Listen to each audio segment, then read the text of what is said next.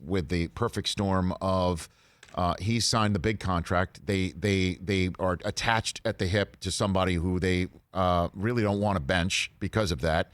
You're telling me again that we're in COVID-19 world, so this is the worst possible time to throw a rookie quarterback in the mix yet. Yet I'll be honest with you, Ron, you're seeing what happened with Herbert. Justin Herbert didn't have any of that, and he was told right before start, you got to go beat the Super Bowl champs, almost did. You know, Tua's had a few weeks before he got in, and he showed up. Joe Burrow didn't have any of it, and he was in line for Offensive Rookie of the Year before it all happened. I just want to revisit this one last time. How is Jalen Hurts, with all his time in Alabama and what he did in Oklahoma and all the leadership skills that he has, just not even usable? How is that possible? Well, he has been usable. He's getting probably 3 or 4 snaps a game in the zone read it. Every once in a while, he'll throw a seam route. Very simple opportunities to get him in the game. And I think, that was kind of the focus. Let's get some gimmicks and gadgets for Jalen Hurts and see how they work. And he's been getting those. And maybe, and you're 100% correct. There are, Tua's come in and done great. Herbert's come in and done great. Joe Burrow was very, very good. I think the situation was different for those guys. And oh, by the way, I mean, just to chime in on what this COVID has done, and I am certainly understanding of winning is so important in the National Football League, and that's how players and coaches are judged. But to fire coaches at this time of year and to fire general managers, I just don't agree with it. I think in the NFL, and Rich, you've been around it for a long time, you know how everyone is a creature of habit, doing the same thing over and over again and having a regimen and a schedule and doing everything the same way every single day, every single week, every single month, every single year. And that has all been broken.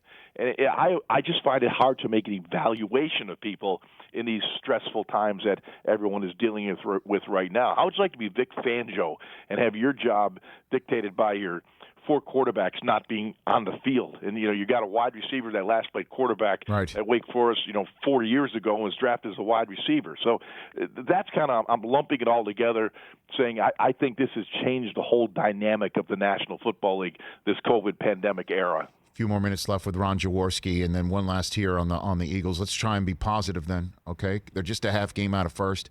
They do go to Green Bay, Look which for that positive. No. I mean, that is positive, okay? And they do go to Green Bay, which sounds negative, but you remember last year, Wentzs on a Thursday night, short week, went in and was one of the few people to actually beat the Packers last year. So maybe he can feel comfortable, get some sort of confidence going here.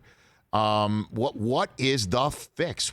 Or it's just like, keep doing the same thing that you're doing, believe in your system, and it'll eventually turn around? I mean, what do you think is the fix, Ron Jaworski? Well, I think here's what I would do. Okay. And, I was fortunate enough to play 17 years in the NFL with a lot of, great coaches and great people that worked through those tough times.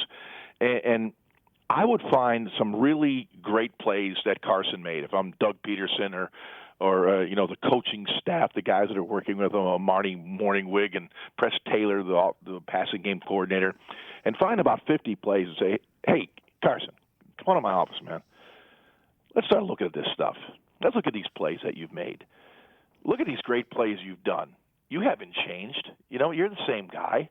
You got the same velocity. You got the same talent. What the hell's going on? Why can't you make these plays?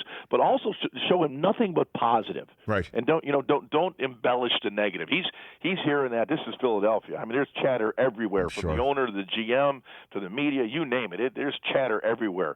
Bench him, get him out, and that can wear you down.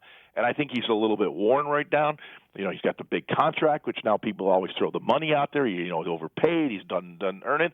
But find some way to get some of those positive thoughts of the really good things he has done in 4 years in Philadelphia and the games that he's won and carried the team at the end of last year. Show him the positive of what he has done. Try to build him from the ground up back to the positive guy he once was when he came to Philadelphia 4 years ago. Hey, you watched all the way to the end. Thanks for that. Watch more right here.